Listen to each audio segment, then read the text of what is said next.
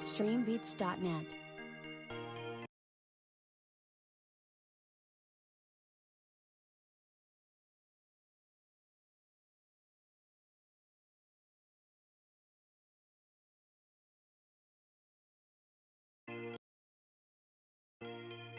Streambeats.net.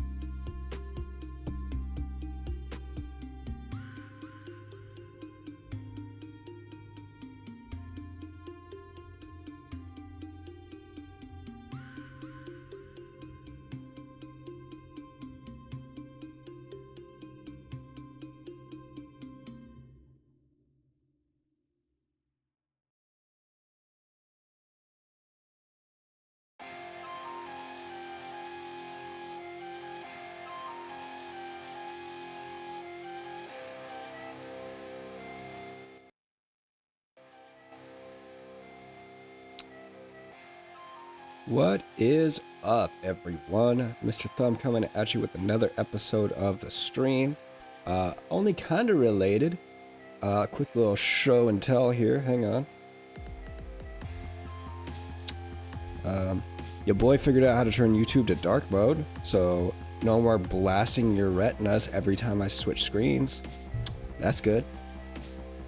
Switching back here.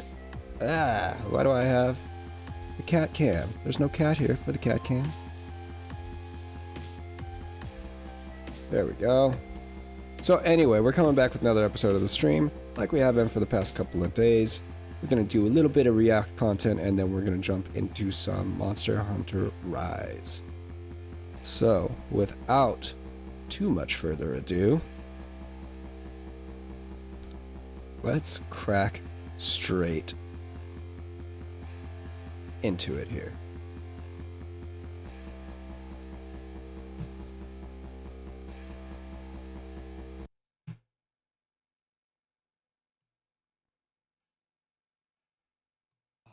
Content, the magical word that haunts my dreams. In video games, it's a specter that all players investigate with great pedantry. Is there enough content in this game? Is it high enough quality content? Is it comparable to other games' content? Etc, etc, etc. It's a bit of a trite discussion on the face of itself, but it does lead to some fun questions. For example, while complaints about too little content are fairly common and generally kind of understandable, what happens when a game has too much content? Is that even possible? Let's look at one example game to see what too much content might look like. Monster Hunter Generations Ultimate. Ooh. I never actually played GU. I still need to play that. Pretty cool. Seems like everybody's jumping back to video, GU, so maybe I need to jump on the charity bandwagon. project Games for Love. Games for Love is an American charity organization that aims to support and improve the lives of hospitalized children all over the world by ensuring that they and the hospitals they stay at have access to video game consoles and video games. Their stated mission is to ensure that kids get Hi to be Ray, kids, good to see no you. matter the Thanks for mental jumping in the struggles they chat. may be facing. Video games are a powerful source of joy, especially when the world around you is scary as it is, and I personally think this project is really sweet. There's a link in the description where you can donate to the project, with our initial goal being to raise $1,000 through this channel. There's even a giveaway attached. By donating, you have the chance of winning a Nintendo Switch Lite. So if you think that this might interest you, please consider checking out the link below, and thanks again to Games for Love for approaching me with this. So, Sorry guys, I hate to be that guy, but I am actually pretty interested in that. Games for Love. Games for Lovers. Nope, that's definitely not what we wanted. Games for Love. It's a 501c3. Gaming charity involvement. Cool. We're gonna keep that in the back pocket. We're definitely gonna keep that in the back pocket. We're gonna come back to that probably later on once we've got a little more growth on the channel. So, Monster Hunter Generations Ultimate. As a festival title that aimed to celebrate over a decade of the Monster Hunter video game series, it was deliberately filled to the brim with stuff to do and unlock. New monsters, monsters returning from old games, various styles to wield your weapons with, ultimate attacks, God knows how many armors and weapons, and a whopping 1,290 quests to complete. Wow. It is a game whose size and density is nearly legendary in the Monster Hunter series. A true crossing of all things Monster Hunter before the series reinvented Wow, and I've never itself played this. with Monster Hunter World. I think I In probably fact, have to earlier emulate this it though. year, I ended up accidentally testing how massive this game really is. I needed an endgame save file for ecology footage purposes, and since I couldn't find one online, I slapped on a few cheats and decided to get to the end of the game as quickly as possible. Ooh. Specifically, I made myself invincible and made it so that every monster dies in one hit.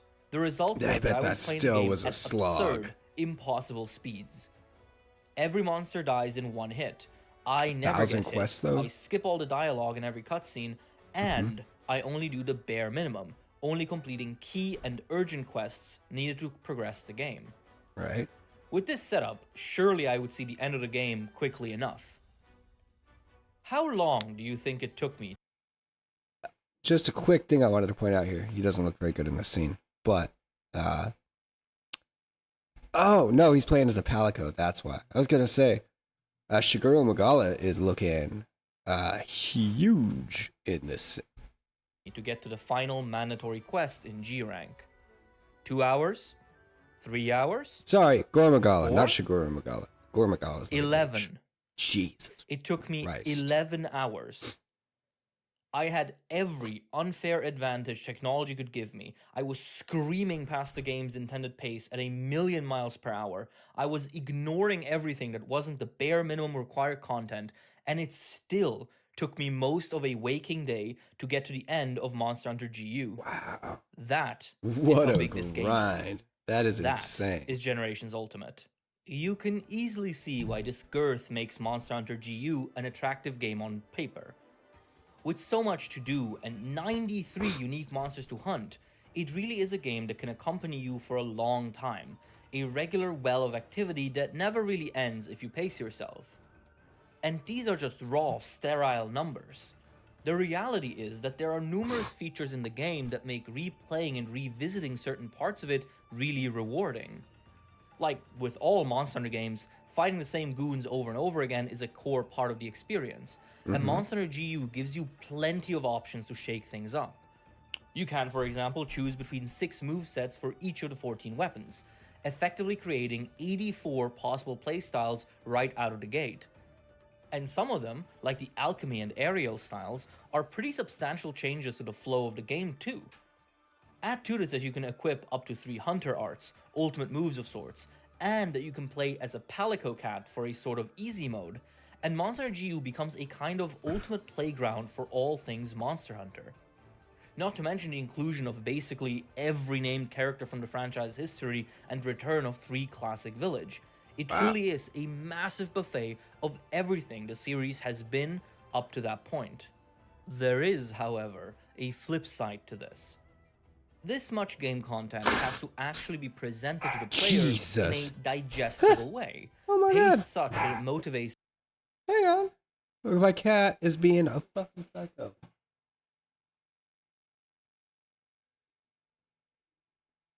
Funny. You good, fam? You hit my screen door like it fucking owes you money.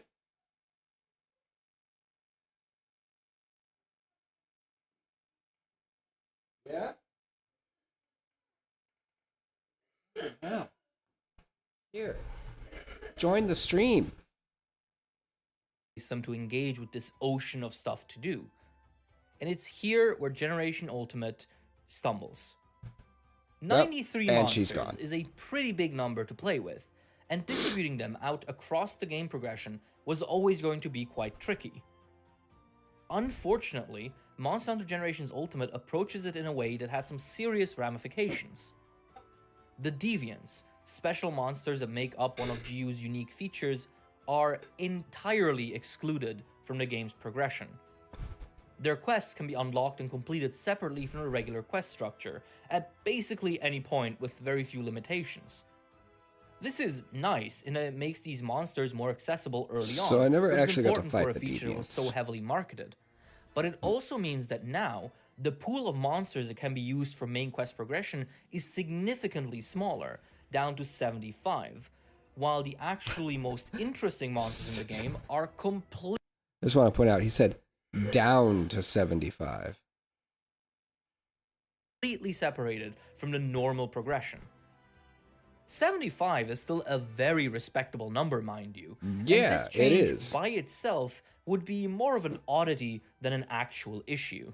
Unfortunately, this quirk is compounded by Generations Ultimate's bizarre structure. Being an anniversary title, it boasted a unique gimmick in that there were 4 villages whose stories you had to progress. Because each of these villages produces their own quest line with their own bespoke key quest, the quest list quickly fills with various requests and tasks. The problem is that these are not optional, but instead count towards your general progression and towards unlocking the next quest rank. This leads to the ballooning number of mandatory quests, a big reason as to why my cheated playthrough took 11 goddamn hours. The result of this is that the player ends up spending a lot of time in any given quest rank, which can really kill the feeling of progression. Keep in mind that Generations Ultimate, like all Monster Hunter games before World, doesn't actually tell you which quests are mandatory and which quests will progress the game. There's no way to know which quests will actually count towards unlocking the next urgent. The idea is that you simply do quests until you unlock it, unless you play with a guide. In most Monster Hunter games, this isn't We all a play problem, with a guide, since okay, the bro? number of available quests is pretty tame to begin with. If you just stick to doing quests that look vaguely important, you'll progress in a reasonable amount of time. But because of Generations Ultimate's size, trying to blindly progress through any quest rank can feel like trying to run a marathon while starting on a treadmill. You keep pushing onwards, but you don't seem to get anywhere. This is compounded by another quirk in Generations Ultimate. Not all key quests are immediately available.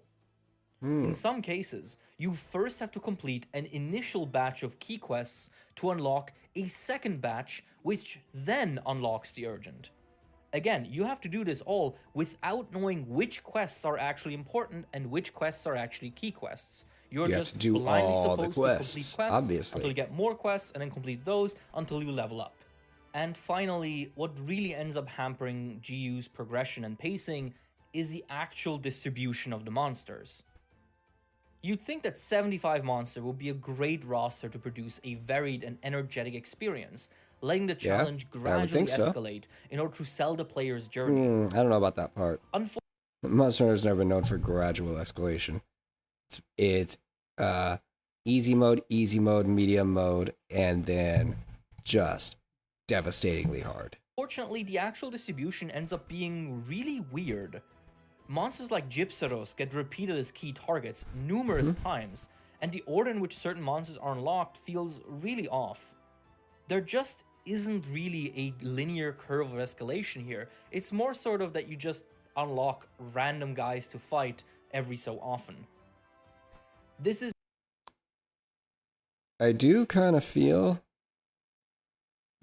like that if you were actually, hunting monsters to protect villages, I do kind of feel like that's probably what it would be like. Probably not the best for gameplay progression, but if we're looking at like kind of an immersion factor, yeah. It's not going to go from an easy beginning game monster to another easy beginning game monster because you don't have the best gear yet. Whatever shows up to fuck up your village shows up to fuck up your village. This is partially due to GU being an expansion title, the G-Rank re-release of Monster Hunter Generations. As such, it added a lot of content into an already completed game, and in doing so, somewhat carelessly created this bloat. The funniest result of this is that the first urgent quest in G-Rank, the hardest rank that is usually reserved for true challengers, is Baroth, the mud T-Rex that other games throw in at the very start due to it being so weak. It's a pretty frustrating issue too, because the obvious solution to this would have been to simply replace some of these more underwhelming urgent quests with the Deviants, allowing for an organic inclusion of this unique monster type that hasn't been seen since. All of these factors combine to create an experience that doesn't really feel like a triumphant rise to glory, and more like a sluggish, meandering carousel with a lot of filler stalling your progress. So, is that it? Generations Ultimate fuck you, just sucks? Lagambi. You still No, suck, bro. Absolutely not. Despite everything I just said, there is plenty to love in GU. In fact, it could very well end up being your favorite game in the series. It all depends on your mindset. I don't know. Take a lot to dethrone Rise. Ultimate, looking to progress as efficiently as possible, if you want to feel that addictive momentum of continually getting stronger as you acquire more gear and beat bigger dragons, if you want to experience the end game as soon as possible, then yeah, GU is gonna be a pretty frustrating time, defined by sluggish inertia. And that is not a wrong impression to have of the game, that's completely fair. But if you think back to what I said earlier, if you look at the game as a playground that gives a massive buffet of all things Monster Hunter, the vibe changes. If you just play it. I just noticed. I don't know if he did this for the for his one-shot character. I hope he did, but he named it Saitama. Without any long-term goals of progress and completion, it becomes an extremely fun companion game to dip in and out of. The moment-to-moment experience is excellent, and doing a few hunts whenever I have time without worrying about getting further has honestly done wonders for my enjoyment of the game personally. The game finally clicked when I stopped worrying about getting to the next quest. Yeah, no, I keep fucking up the video. I find that really difficult. A lot of my enjoyment in video games comes from progressing. So I find it really difficult sometimes to just do shit. Like when I get to endgame, I usually have fun for a little while, but once I max out, it's always bittersweet because I know as soon as I like max out my gear set, that's it, I'm done. I'm going to play for another couple of days and then I'm going to get bored because there's nothing else to grind for. Rank to the next urgent and just did the quests that I thought looked fun. And in a surprise twist, I think this might be the actual festival feeling that the game wants to invoke. No worries about progression or key quests, just a supremely fun gameplay loop that you engage with in bite-sized, relaxed chunks. To celebrate Monster Hunter means to also celebrate the portability aspect, which itself is, at least in theory, tied to playing these games in small, train ride length bits. So Monster Hunter Generations Ultimate, while displaying some really odd design decisions originating from it indeed having too much content, can under the right circumstances become a chill and extremely enjoyable companion game that allows veterans and new players alike to tackle some of the best content the series has to offer in small, curated intervals. And with many of the older games being fairly inaccessible nowadays, as they are on consoles that aren't really sold anymore, that is pretty cool. Thank you all so much for watching, as always. If you enjoyed this, please consider liking and subscribing, and maybe even subscribing to the Patreon, where you get early access to every video. Speaking of the Patreon, a big thank you to all of our patrons, including Robs D. Hyrule, AJ Rivera, Alistair, Hui Hui, Jacob Bennett. Okay. So, for anybody that's wondering, the name of this channel is Oceans, OCEINZ, with a Z for all of my Canadian viewers, none of you. He's got a super cool channel. Definitely go check him out. He does a lot of Monster Hunter related content, among other things, but generally his focus is Monster Hunter right now, and it's all ecology stuff. So if you ever want to just kind of drift off to some cool content when you're going to bed, check out Oceans. Now with all of that said, we're going to switch to my stupid fucking face real quick and figure out what the next one is.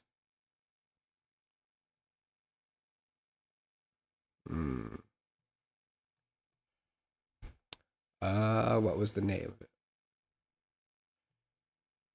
You wouldn't want superpower blank. Yes. Oh yeah! Super strength, we already watched that one. X-ray vision, maybe.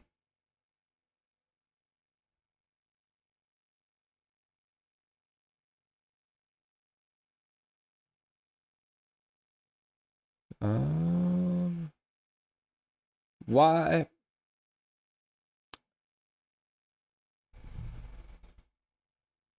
Yep, this is what we're This is why right you here. don't want to fly like a superhero. why you wouldn't want to fly. If I had to guess, the power of flight is the most desired superpower. And don't get me wrong, if you could fly around like Superman all day, it would be pretty dang awesome. You could make your daily commute an adventure. You could see the whole world from a new perspective. And airlines? Oh, who needs them, buddy? But this is what pop culture says is possible. If we think about the potential drawbacks of a power like flight scientifically, I don't know if you'd even want it. I descend! First, I want to be very clear about what I mean when I say you don't want to fly, because the power of flight has many more interpretations than a power like super strength.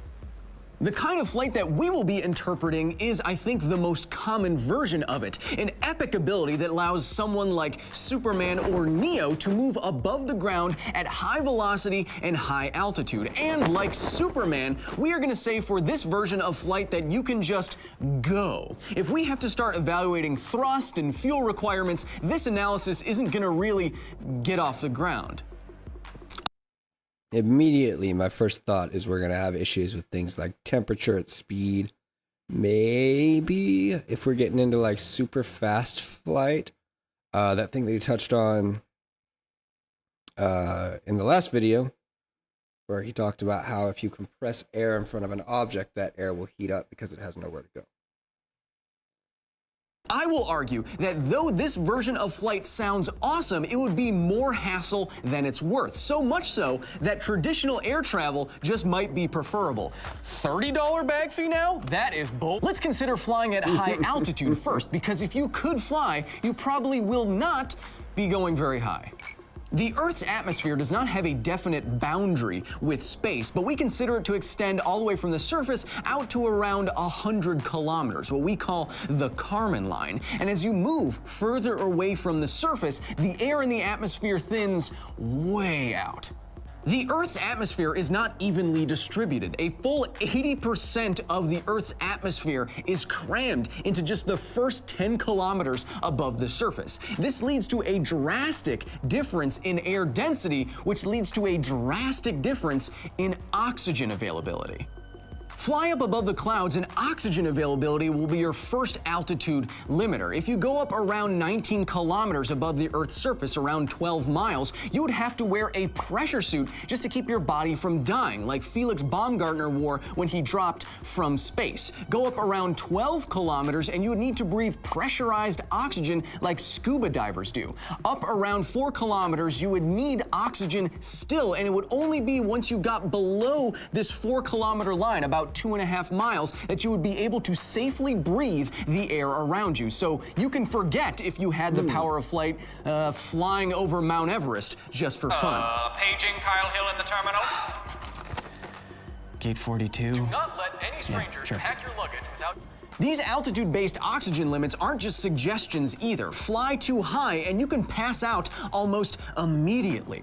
Do you know why airlines tell you to put on your own mask before assisting others in the event of a rapid decompression? It's because when your body is exposed to ultra-thin air, you may have only a few moments of useful consciousness. For example, at a common cruising altitude of, say, 40,000 feet, you can become dangerously oxygen deprived in just 5 seconds, and you pass out shortly thereafter. And I'll tell you, crashing into the ground from this height would end your super life super quick. I mean, this is your, I did not realize that you would pass out that We're quickly. probably going to be fine. I wouldn't worry about it, but I will be honest with you, nothing in here has any numbers on it, so, kind of just winging it. the other altitude limiter for human superflight also has to do with how thick the atmosphere is, and it's temperature. The amount of heat energy in a system is directly related to the amount of mass in that system. And so, as we said, you go higher up in the atmosphere and the mass per unit volume goes way down. And so the heat energy is going to go down. So in general, the higher up in the atmosphere that you go, the way colder it gets. This increase here is just because of the ozone layer, and it, helps life on Earth be. Now, where do you think your comfortable temperature zone would be based on this chart? Because before you even get 10 kilometers up, it's negative 50 degrees Celsius outside, and that would freeze your pee. If you didn't want to go any higher than 4 kilometers in the atmosphere because of oxygen availability, you wouldn't want to go any higher than 3 kilometers because of temperature. Any higher than that, and you would literally start freezing. All right, so you can't fly as high as you thought. So what? You'll just do all of your superheroing, not enough oxygen, getting woozy. So you can't fly as high as you thought. So what, right? You'll just do all of your superheroing. It is freezing up here. Just 1 second. So you can't fly as high as you thought. So what? You'll just do all your superheroing closer to the ground at top speed, right? Well, unfortunately, you'd be velocity limited too. Another problem with flight, specifically flying really fast, is again, temperature. Right now, your body is most likely in contact with some kind of air, I hope. And when those air particles hit your body, if they are colder or have less energy than your skin, when they hit your skin and bounce off, they will gain a little bit of energy and your skin will lose a little bit of energy. This effectively lowers your skin temperature in a process called convective cooling. This happens even when you're standing still, but once you start moving through the air, you're giving your body more opportunities to have these little collisions and these little energy exchanges. So the faster you go through the air, the more your rate of convective cooling increases, and that's why the wind starts to feel colder. What I'm getting at is if you fly through the air at high velocity like Superman, you can experience significant wind chill, as this chart shows. And depending on the ambient temperature, even if you go as slow as 100 kilometers or 60 miles per hour through that air, you can get frostbite on your skin from wind chill in as little as 2 minutes. Stop it. If heat loss doesn't slow you way down, something more immediate will: a mid-air collision. Bird strike is not the name of a cool avian superhero. It is instead the term for when a plane unfortunately hits a bird mid-flight. There are an estimated 13,000 bird strikes in the US alone each year. And it can be very, very serious because although birds are very small, relatively speaking, compared to airplanes, their change in momentum and therefore their force on impact can be huge. There's a lot of inertia. When a plane hits a bird mid-flight, the bird will go from whatever small velocity it was flapping along at to the plane's velocity, which is enormous in a very, very short amount of time. And from smart boy Isaac Newton's equations, we know that even though the bird weighs hundreds of thousands of times less than the plane, this force is still going to be tremendous. What? Oh, Zone 2 is boarding? Yeah, no problem.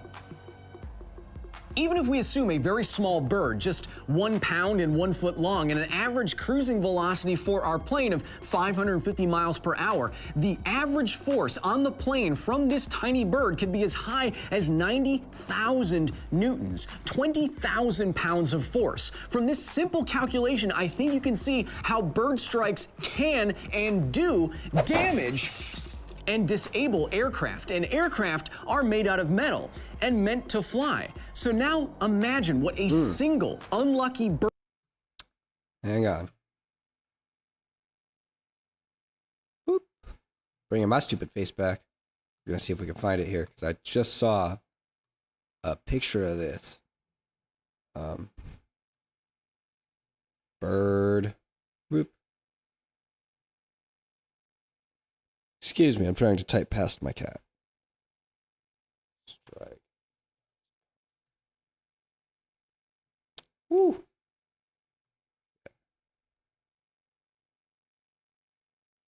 So, this is a great, let's see here. Yeah. On the Telegraph. No, I'm absolutely not paying $25 a year for your shitty newspaper. This is a plane that hit a single bird, and that's how much damage it did to the nose cone. Shit is absolutely insane.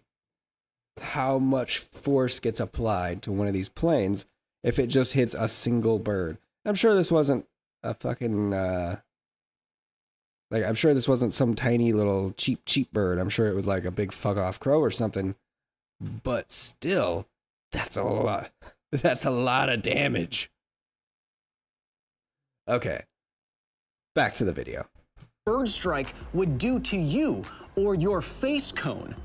Yeah, so to minimize the chances of being fatally struck, you would want to slow way down again, way below the speed at which airplanes fly at.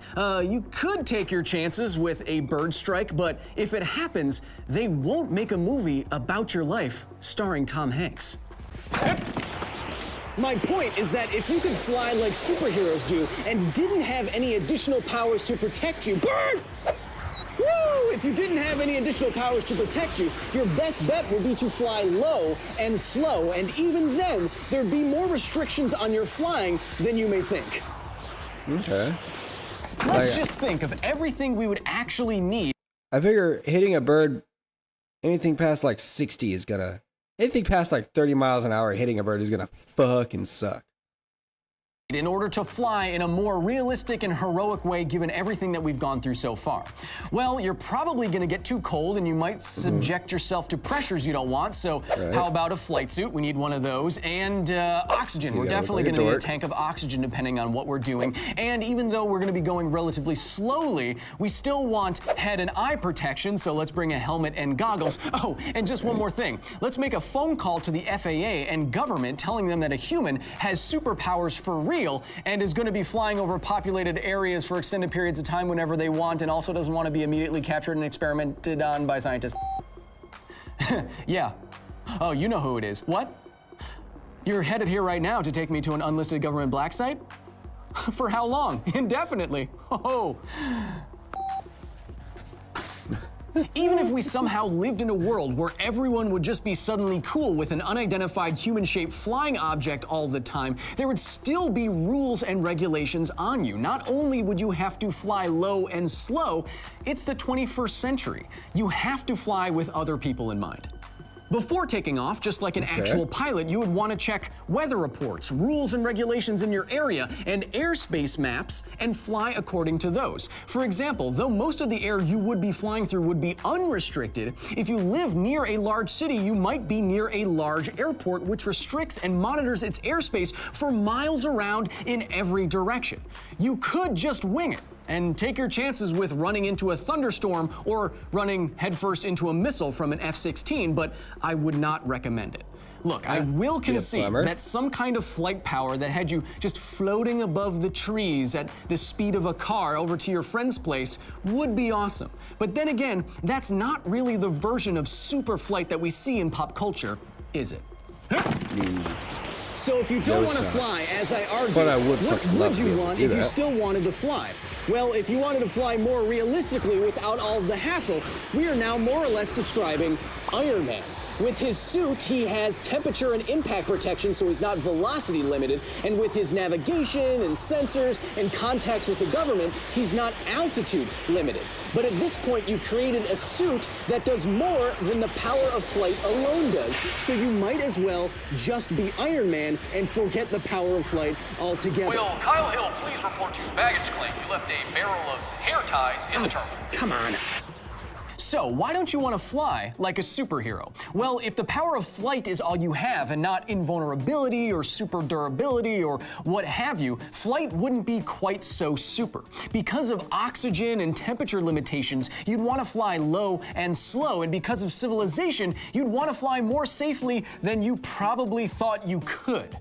Of course, you can fly warm, breathing nice oxygen-filled air at hundreds of miles per hour in relative safety, but we're just describing commercial air travel now. Unless you innovated like Iron Man, we humans have figured out how to fly pretty dang well, no powers required, because science. First class, baby, coach.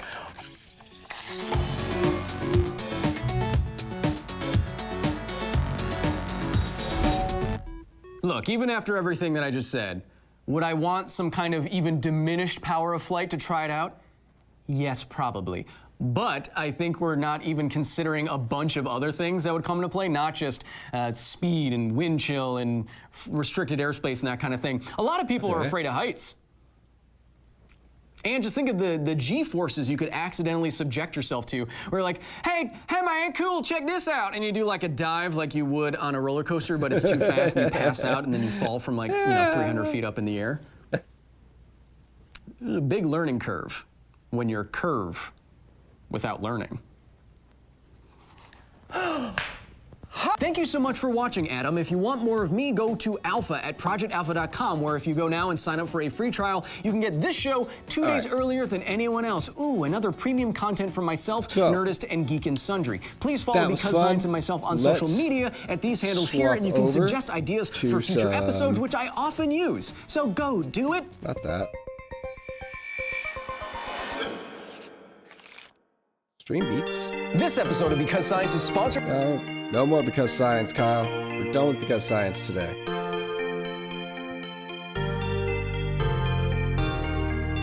It's video game time, Kyle.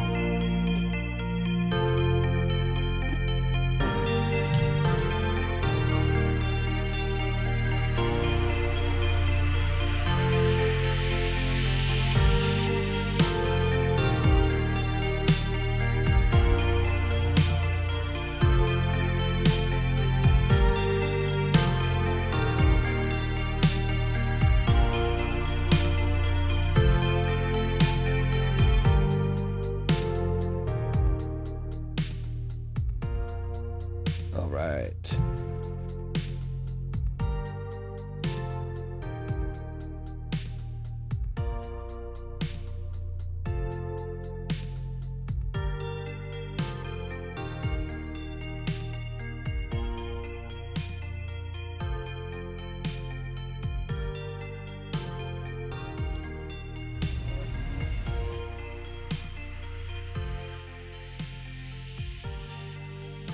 There we go.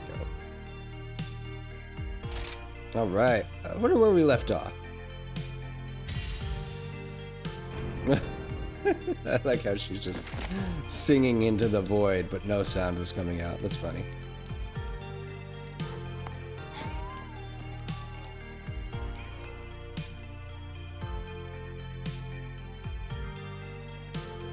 All right. Let's get switched over to the game cam.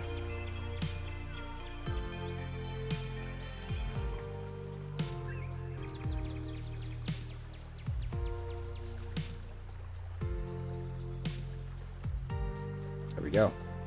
All right.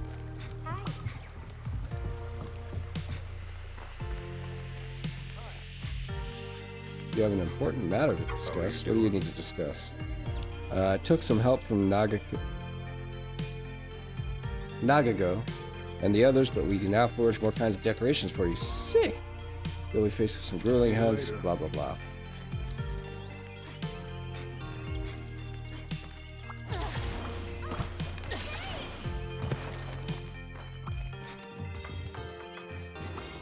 So I think I had, one more key quest, as you could see right up there. And then an urgent quest. So let's knock those out. We'll knock out the key quest, probably take a short break, and then do our urgent. These are the available quests. Ugh, not Baroth. Volvidon, Bishaten, Basorius, fucking pass.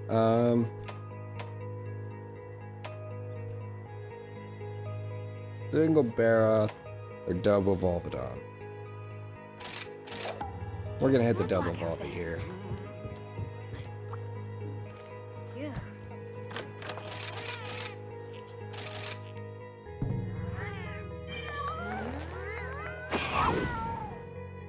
Back to work. Okay.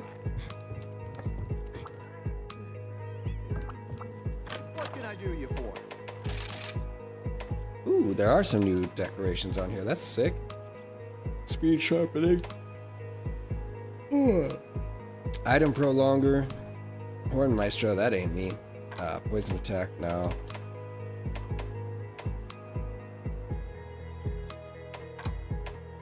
Carver. No. Ooh. Leap of Faith. Actually kind of useful.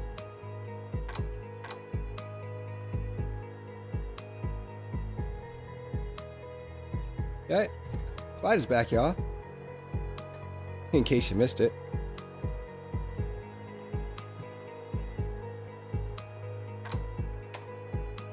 Ooh.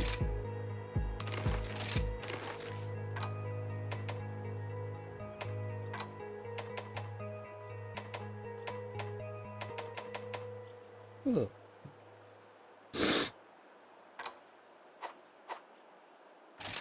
Okay, let's set some decorations. Hungerless. The other hungerless. And divine. Good. Come again. Sick.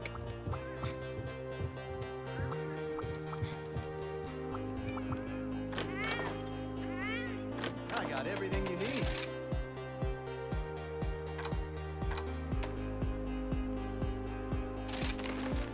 Why not?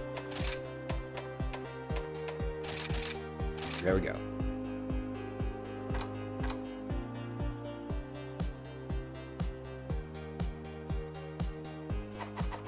Thanks.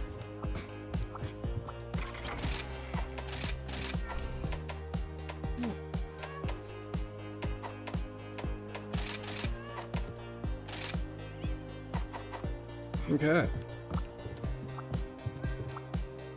And last but not least, let's check our inventory and then we can cut out of here.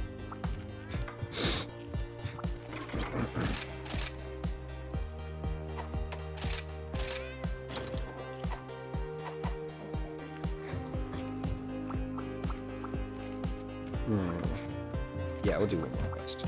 Let's get it.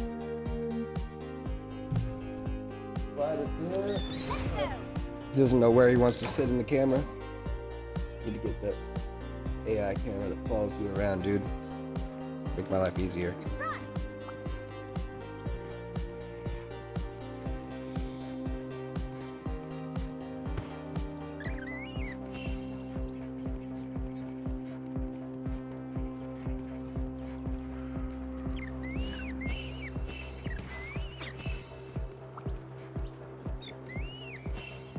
All right, Volvi, I see one of you.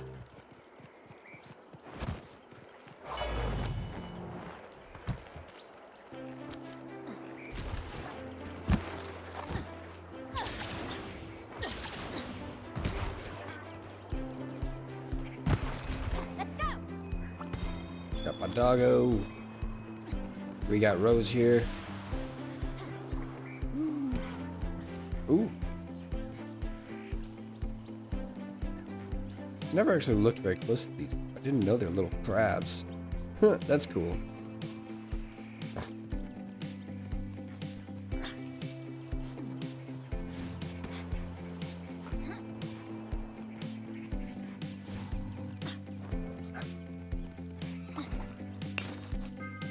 Doing great.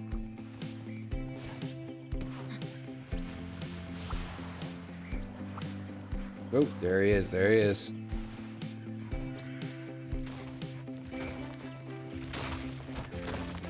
That's our target, huh? I knew I could count on you.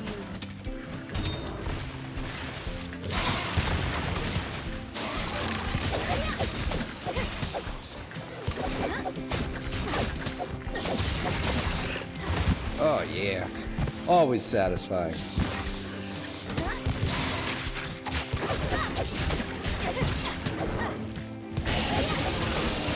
Thanks, buddy. No. Keep that to yourself. I know how you have stun spit and he farts. In case anybody didn't know, he farts on you. It's the worst. Farts on you and it stinks so bad that you can't stomach your potions.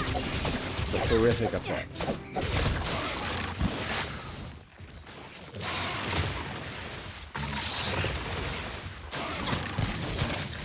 Like, imagine getting skunked.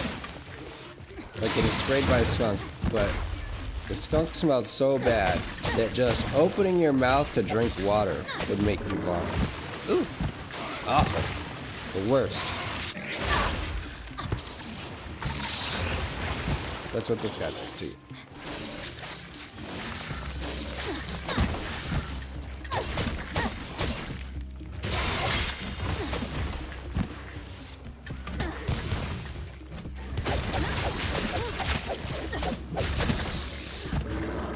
We should, at this point, already be getting pretty weak though, because we haven't beaten up on him for a good second here.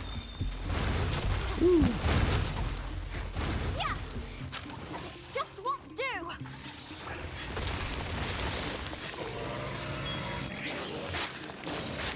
Okay. Sorry guys, he's kind of a boring fight. That's okay though, we're gonna find a way to make this entertaining. Maybe. We're gonna try to find a way to make him entertaining. Come here, bro. Be still. Woo. It'd be awesome if the other Volvidon would show up and they would fight. That'd be the best.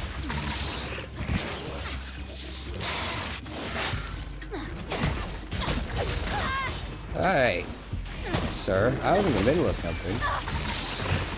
Okay. Well, it sucks to suck, but you gotta die now. Count on you. Making progress. Oh no. You done poked your fat fucking head where it doesn't belong. So now... Yeah, you got to go.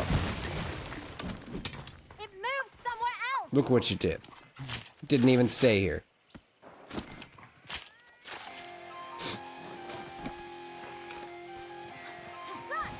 Thanks, buddy. Hang on, where's that other one? He gone already. Okay.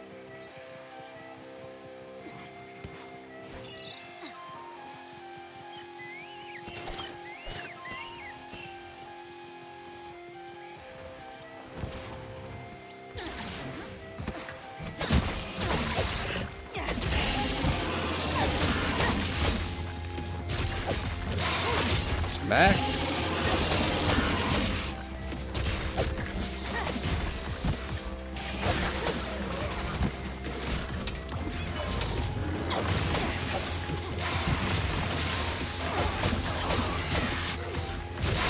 Come on. Oh. Okay. Nope. That went bad for me. That went real bad for me. Woo. What's up, dude?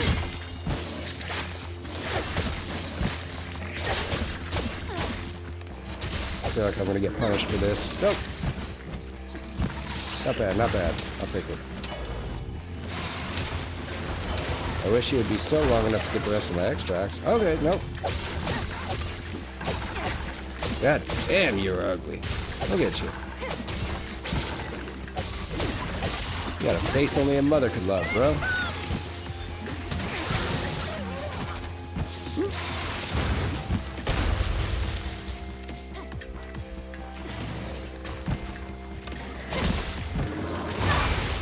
Ah!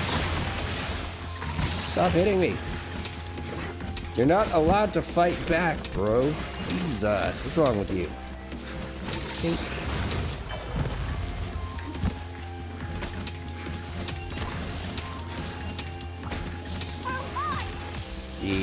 Oh, no. Yeah, I dodged that.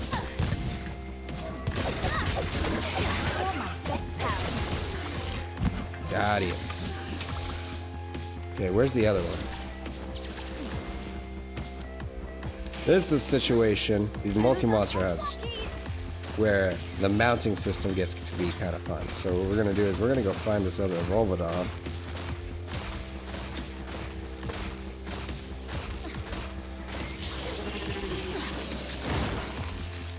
And not swing it, nothing.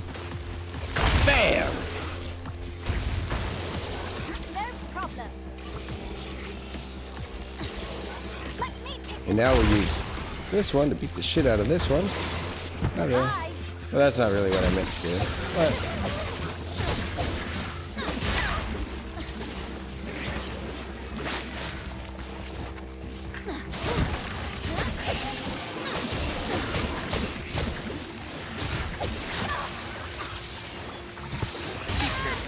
oh no! He fucking farted on me.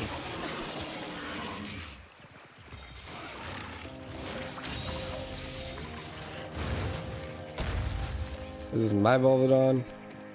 That's the one that I haven't beat up yet. We're gonna leave you alone for now.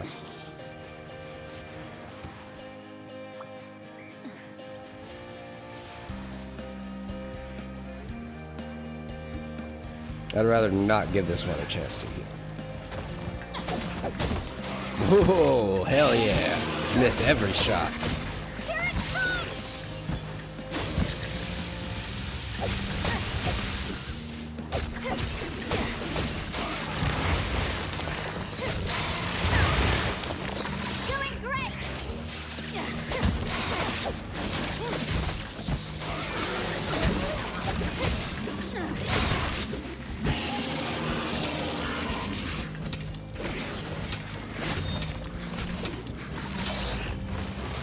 Where are you at? Ooh, I got off a little easy there. Normally he steals items from you when he does that. No, Rosie! Okay, yeah, we got this.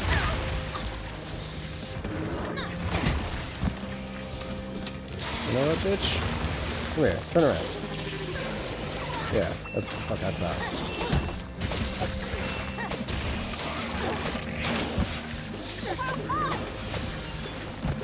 No. Come on.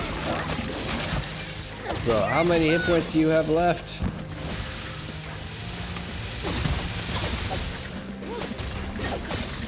I know you've got to be low. Tough bastard.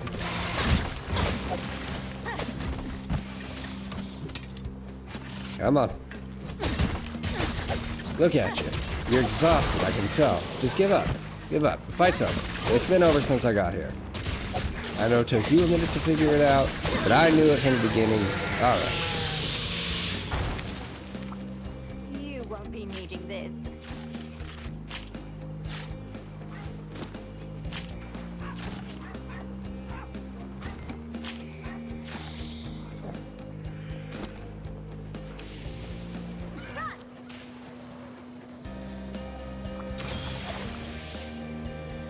Okay. Gotta stay sharp.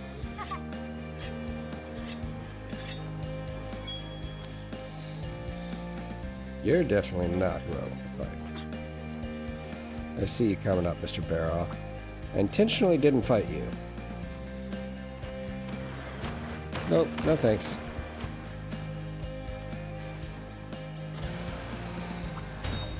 Fence up. Take that.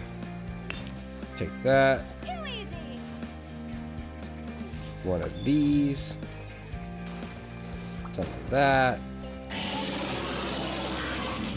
Dink.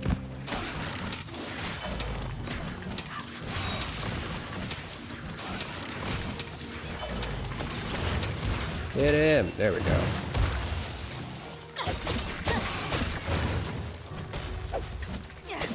Nice.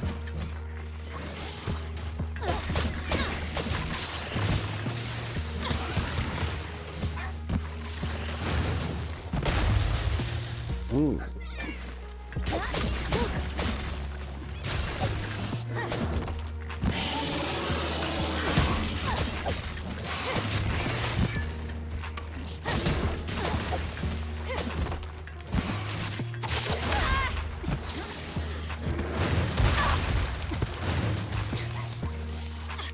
Oh, I'm fucked. I'm fucked. I'm fucked. Help me. Rose, Bonnie, one of you. Get the fuck over here.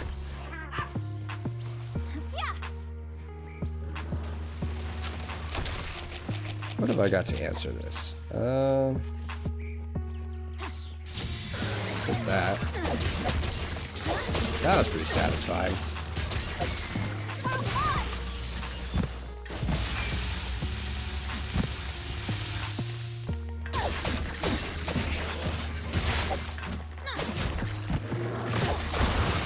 Oh, knocks him over. I'll take that.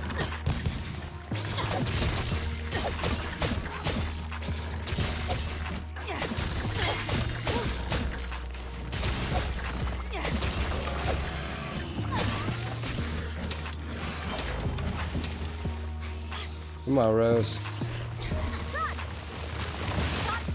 Woo, that was close. That was close.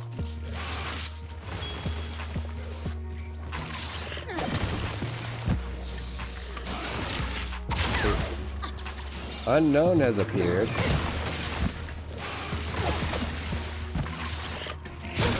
It looks like it's just another bear off.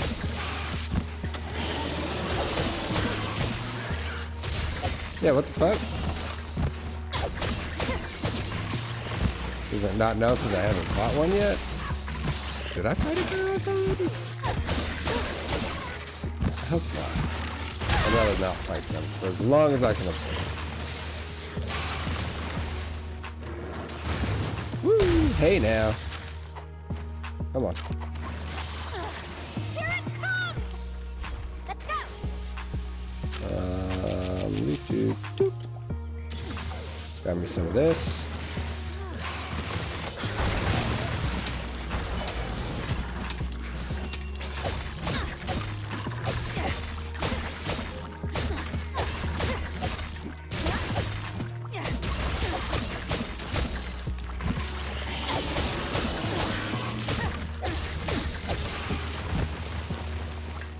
Better follow it. Okay. Run!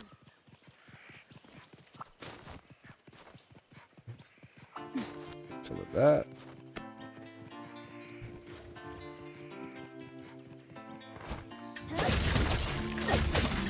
Solid hits, solid hits.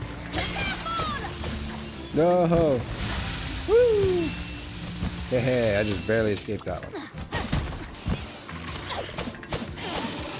Oh, it's a trap. Let's go, big Bonnie. I've never had a trap type Calico before. It's actually kind of cool. Like, she still does pretty good with all the other shit. It's super cool that she just, like, occasionally will drop down a trap for me.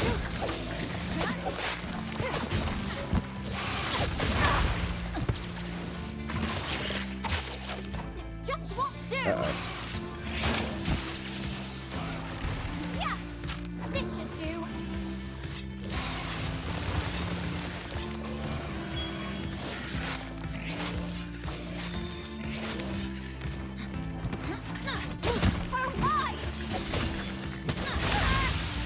Oh, damn it. Do I still have deodorant? I still got 3 more. Okay.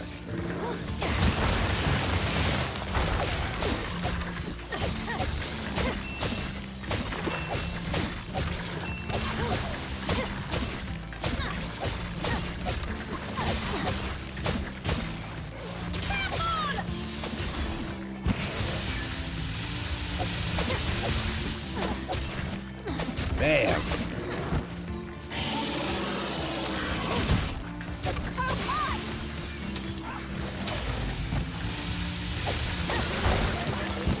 Okay, we're really getting that bully off on him right now. It's feeling pretty good. Okay, and I'm not trying to fight him all the way to the end again. Do I have any traps?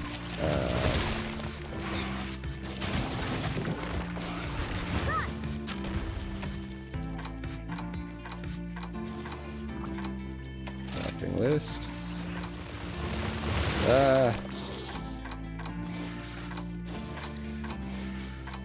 Yes, I do. Okay, there we go. Sorry, I know that was probably great to watch. Just top tier content right there.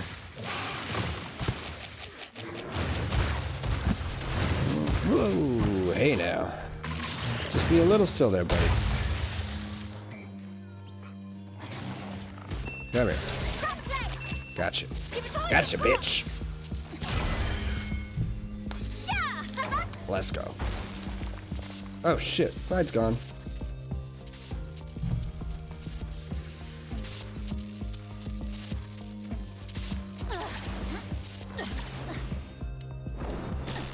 Hey, there we go. Just barely got that on time.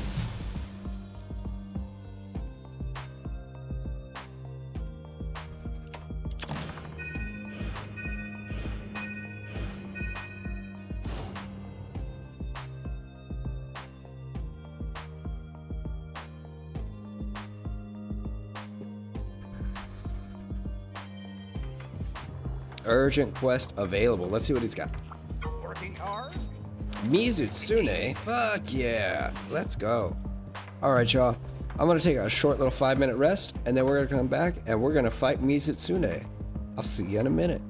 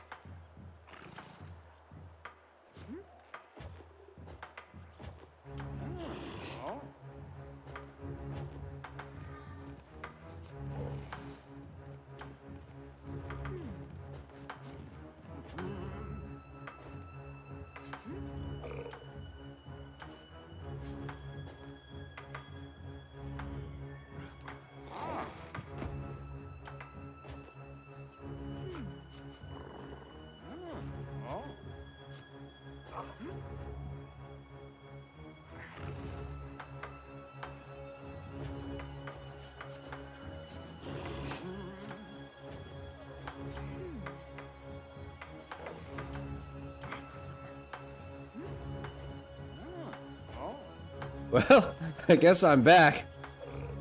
Jesus. My cat was shoving his face onto my stream deck and changed the scene for me. So. Yep. Yeah, this guy. This fat boy right here.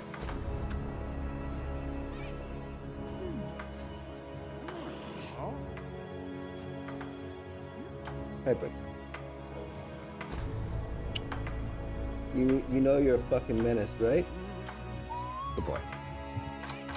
Why am I giving you a good boy? You were not being a good boy. You were being a fucking menace, as always. Your claws out of my fucking desk mat. Rude ass. Yeah. There we go. Okay. Sweet. Distracting me, dog.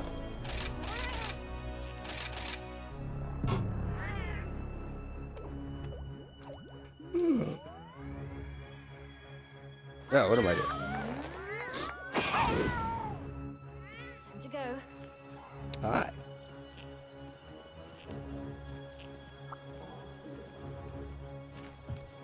Such a sudden development. I've been waiting for you.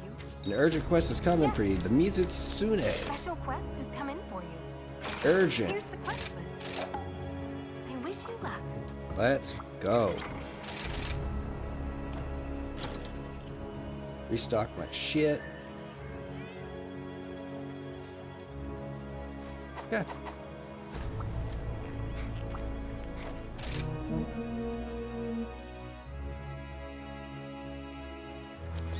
Let's go. Yeah. Let's go. Here those. I definitely noticed on that last quest having the hungerless skill. Because it definitely lasted long enough to lose a couple bars of stamina. And we didn't lose any. The whole quest was great. Oh, fuck. Sometimes you got time. Today, I got time. Doing great. Let's go. Those bugs are awful. All of them. Every bug in this game. Every single one of them is the fucking worst. Every bug in every Monster Hunter game is the absolute worst.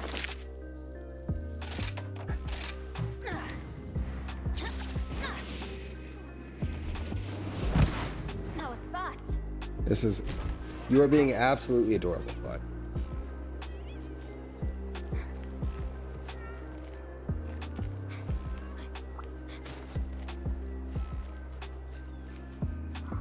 Let's see what's up here.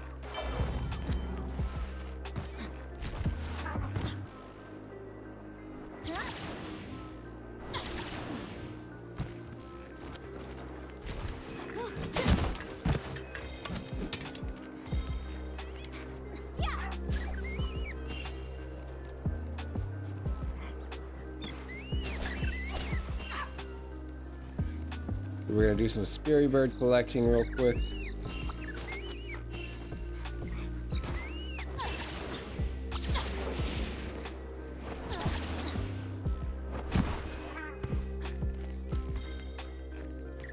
Let's go. Oh shit, my defense is already maxed out. Let's go.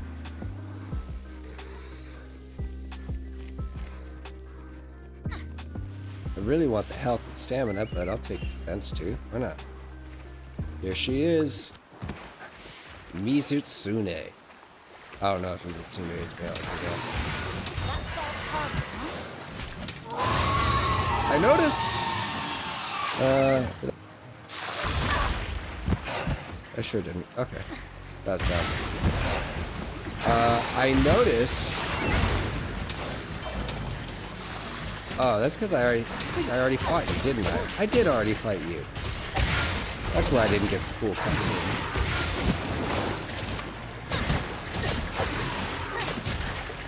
I feel like you were a different animal in Highway. What do you think, Mizusune? You're definitely faster.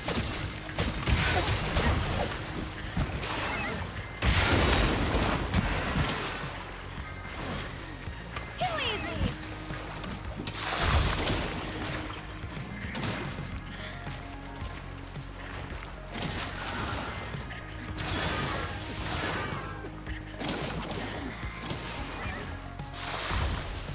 Come on up. Batter. No? Still no? Come on. A little closer. I still managed to get hit. God damn it.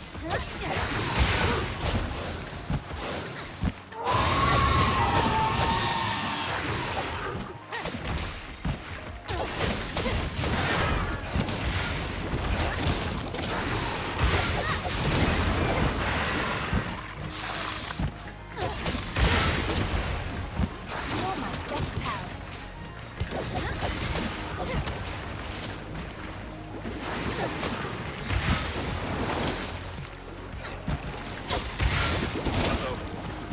Uh-oh.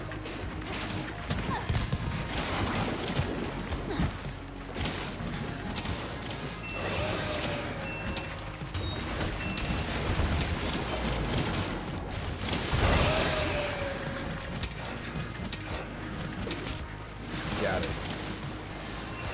It Nope. moved somewhere else. Mizusune is taking off. Run.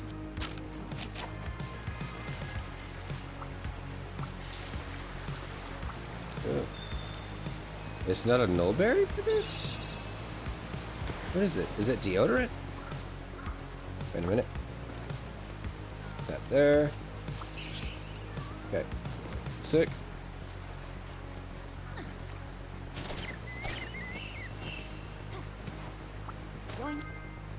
Doing great.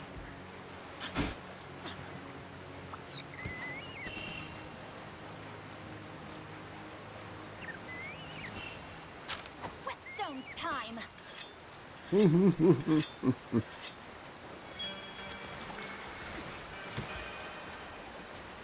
Alright. What's up, Mizusune?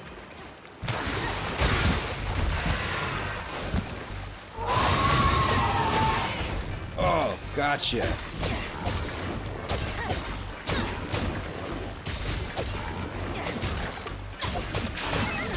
Oh, I didn't realize Biden.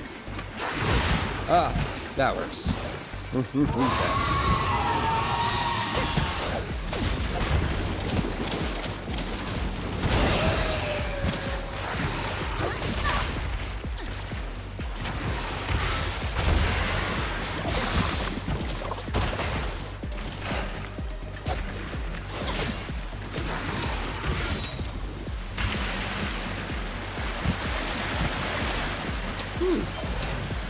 Super dangerous. Cool though. Glad it didn't hit me, at the very least.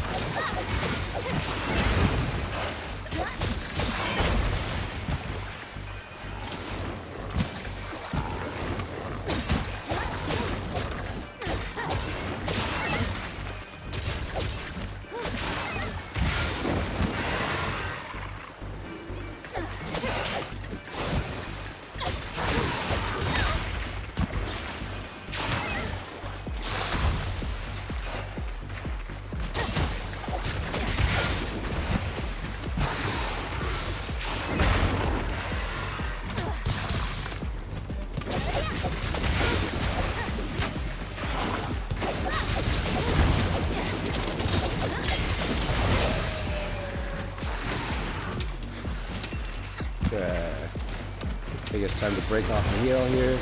We're looking a little rough. Conserve our supplies and we'll use the environmental heals we got. Like that.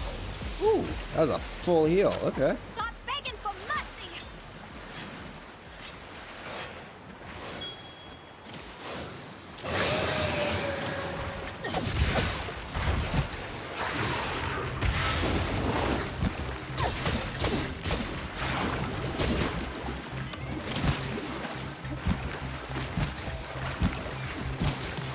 Get back here. I knew I could count on you. Ooh.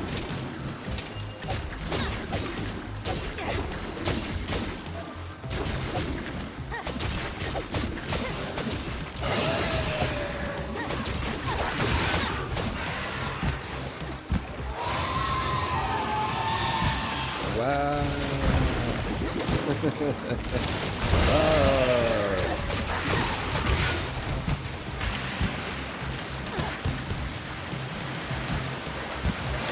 I feel like it's a really flashy attack, but like, who does that actually ever hit? He says right before he gets hit with it.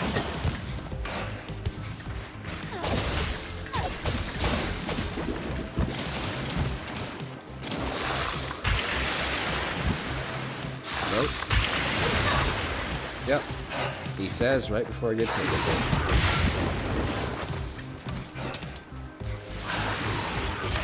Oh!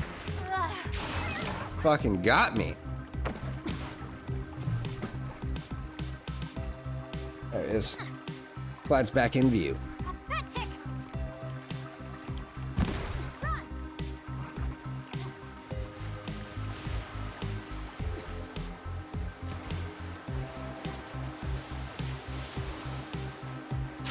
Gotta stay sharp.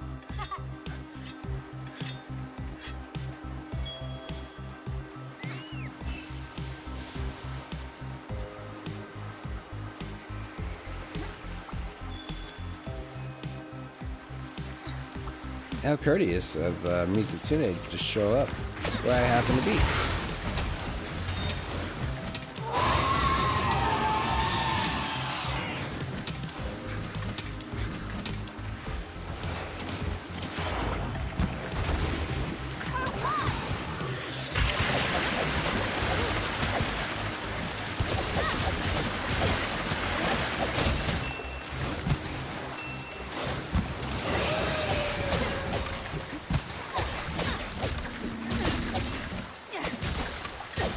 Ooh, MrThumb is getting worn out. Okay.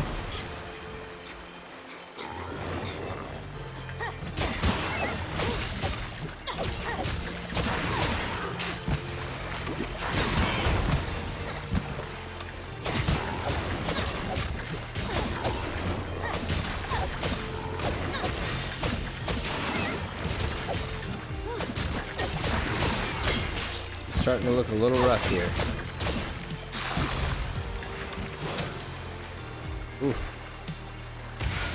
So iframes, I think I've touched on this in a previous stream. Iframes don't really work that well in Rise, but the hitboxes are very good. So when you dive in between its legs, if there was space for you to do it, odds are you're gonna get it.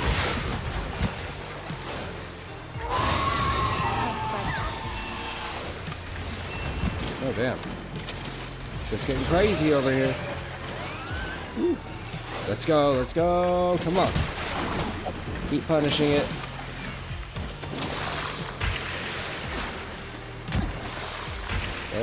Woo.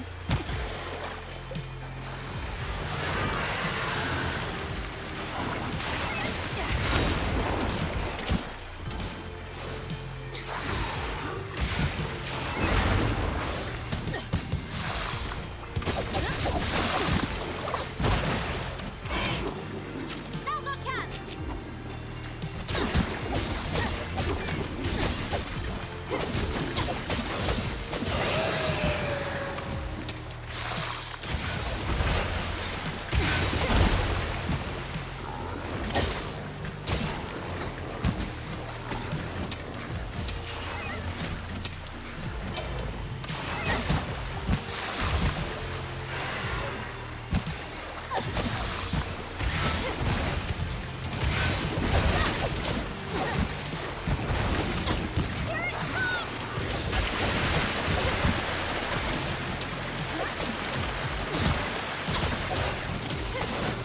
Nope. Keep that to yourself.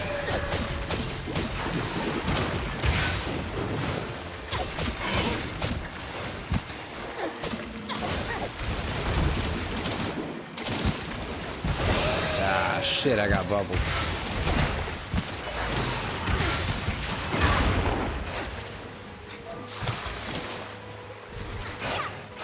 This should do.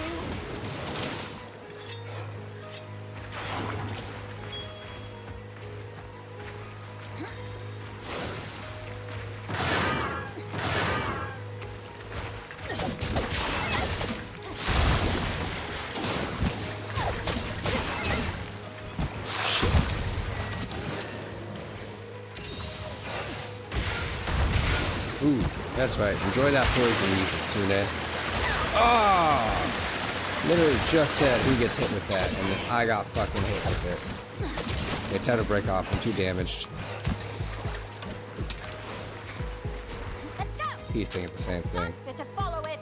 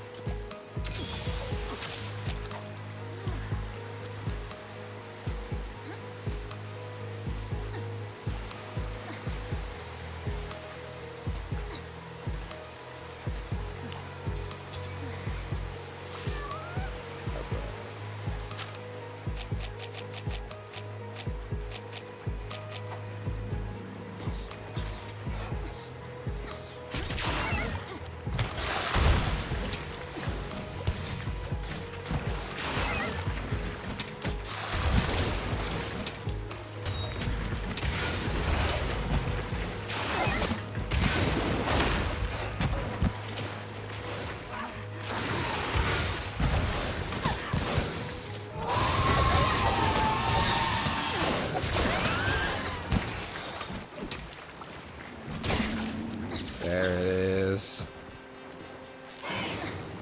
Who's up for walkies?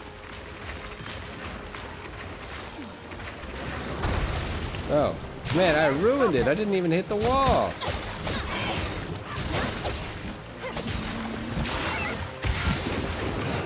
Oh, but it's okay, it's okay, it's okay. 'Cause we're gonna get the capture right now. We might get the capture right now. Rosie. Where you at, Rose? Okay, we got the trap off. No, we don't have the trap off yet, but we've got the trap made. There it is. Okay, okay, okay. No! Whoo! That came very close. Twice.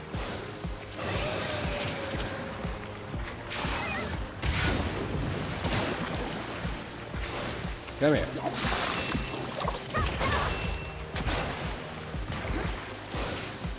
Come here. There you are. Gotcha. Sprung the trap. Hold on. We got him. Woo. Or her. We got them. We got they.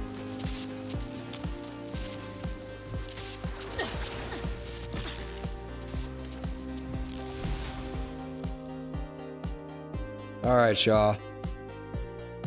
Ooh. There's some nice rare rewards. I'll take that.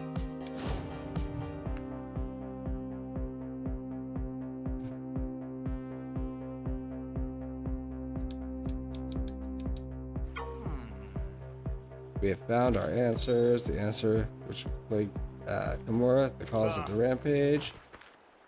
And that poor Mizu led us to the answer.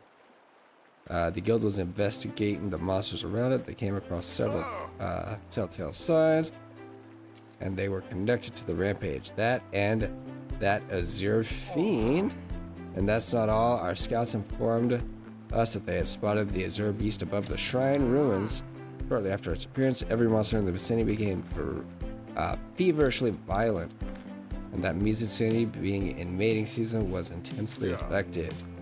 We also thought the monsters attacking human settlements was simply nature at work. As it turns out, it was really work of the monster whipping all the monsters into a frenzy, causing them to migrate. And that's the secret behind the rampage, and that's why we're here. And that's why there were always signs of that beast shortly before the rampage started. The guild has named this fearsome monster Wind Serpent Ibushi. The cause of the rampage must be slain. We're sure it won't be long before it returns once more. When that time comes, we're all counting on you. While we wait for further reports, please proceed to the newly available 6-star quests. Cool. So I'm going to put a pin in it there for tonight, guys. I'm feeling a little under the weather. Everybody at my office is sick. And I'm thinking they probably finally got me with whatever they've got. So yeah, I'm going to put a pin in there for today. I'm going to word vomit into my microphone. I'm going to put in it. I'm done for tonight. Good night.